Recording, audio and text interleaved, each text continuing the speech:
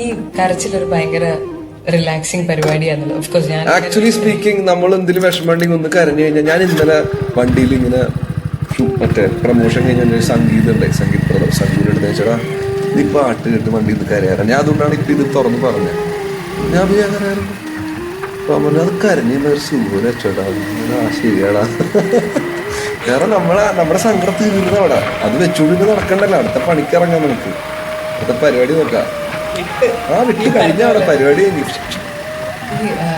Mental health ഇപ്പോഴാണല്ലോ അതിനെ കുറിച്ച് സംസാരിച്ചു ഇപ്പോഴാണ് അതിനെപ്പറ്റി ആൾക്കാർ അറിഞ്ഞു തുടങ്ങിയത്, ഞാനൊക്കെ അറിഞ്ഞു തുടങ്ങിയത്. അതുവരെ ഇതൊക്കെ ഓക്കെ ആയിരുന്നു. നമുക്ക് ടെൻഷൻ ഉണ്ട്, എത്ര ഡിപ്രഷൻ ഉണ്ടെന്ന് അറിയില്ലായിരുന്നു. ഡിപ്രഷന്റെ അർത്ഥം അറിയാത്ത നമുക്ക് പ്രശ്നം ഉണ്ടായില്ല.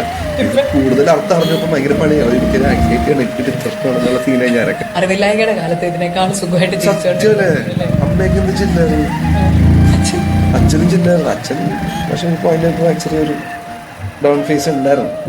ആ ഒരു സ്ട്രഗ്ലിംഗ് പീരീഡ് ശരിക്കും അടുത്തുനിന്ന് കണ്ടിട്ടുണ്ടല്ലേ? ആ ഒരു വല്ലാത്ത ഭയങ്കരമായിട്ട്. കാരണം അപ്പോഴച്ഛൻ വീട്ടിലുണ്ടായിരുന്നു.